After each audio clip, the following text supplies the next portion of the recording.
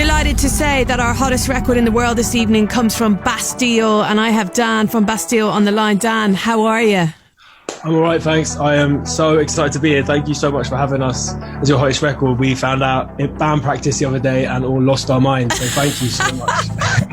I saw you tweet. You did a tweet last night, and you just seemed really excited on the tweet. So yeah, I feel like this is a big moment for you guys. I mean, you know, you've got another album on the way. You guys are experienced musicians, band members. Does it ever grow tired putting out music? This feeling of new stuff? It really doesn't. I think it's that, you know, especially after the year that everybody's had, right? It feels just so exciting to be able to release music, and making this album has been such an important lifeline for all of us. Like this year, having, you know, something to do, some escapism, something else to think about, and just feeling incredibly lucky that we're able to be in a position to release a fourth album, which blows my mind, but also, you know, to be able to make music and distract ourselves in making songs. It's been, it never gets old, and I guess, you know, this feels like a new start for us, a bit of a new era, and yeah, we're kind of just really excited. As you can hear, I'm like a babbling nerdy wreck. Okay, well, we're going to hear the song twice, like we do every time we make something a hottest record. So let's play it for the first time. This is Bastille, and this is Distorted Light Beam on BBC Radio 1. There you go. Distorted Light Beam is the name of the record. Dan, you kind of hinted at the fact that this is a little departure. Tell me, what were you trying to do with this song? What were you trying to say, both lyrically and sonically? Yeah, so I guess we wanted to do something that felt different and felt fresh, and sort of nodding to kind of French disco a little bit, and some music that we love. But yeah, wanting to just write a song about escapism. Like on this album, it's all kind of ideas of the future. Yeah. And I was thinking loads about our relationship with technology, our relationship with our devices and with the internet and stuff. It's everything, it's every day, it's everywhere, and it's impossible to avoid. And there's amazing things in there. There's, you know, communication that's been so vital for us, and, you know, and education and, you know, the limitless possibilities of it. But with that, obviously, come sort of drawbacks and darkness, and, you know, and it can be twisted and it can be turned. And I think we just wanted to explore the ideas of, like, the fact that online or virtually you can kind of choose who you want to be. You can distort this version of yourself, but like that escapism obviously is amazing in some senses, but kind of can be really unhealthy. So it's a lot to say in a 3-minute pop song, but we try. So yeah, that's it. That's the short version. And like, you know, this is going to be your fourth album, as I said.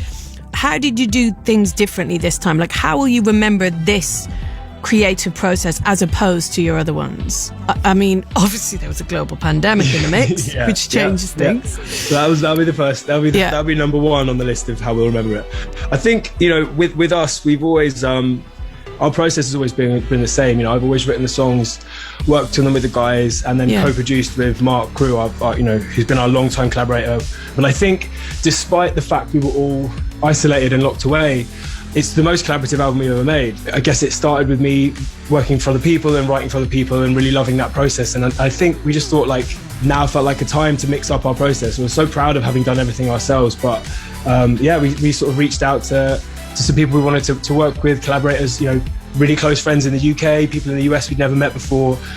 I guess it's a bit of a classic lockdown album in that it's, you know, it's done over Zoom. There's three tracks on the album that I did in one night with a guy in LA, and like 3 of my favorite songs. And it's just been weirdly, I think a lot of people in all their different jobs or whatever sort of creative or non-creative things they've done have tried to use work or use whatever to find ways to just hang out with other people in this quite weird and isolated year. So yeah. Wonderful.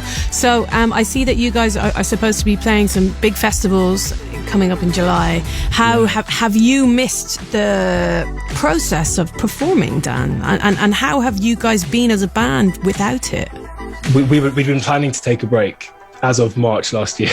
Wow. And so, you know, we were kind of fortunate that I guess we were kind of mentally prepared to stop, unlike the rest of the world. But I almost can't comprehend it. Like I've missed as a music obsessive, I've missed going to shows. Like I can't describe, as I'm sure so many people have, like the feeling of being in a field, watching a band that you love, or being squished up against like dozens of other people in a venue somewhere. Yeah, I've missed it loads, and I kind of can't imagine being there. But if these shows happen in the summer, hopefully will be amazing. You know, as long as safe and people are of looked course after. Yeah. Well, fingers crossed these shows get to happen. 19th of July is a new 21st of June. We've got affirmations. Yeah, exactly. Well, listen, Dan, it's a pleasure to speak to you as always. And we're going to play this track for the second time now. It's called Distorted Light Beam from a fourth album, coming soon from Bastille.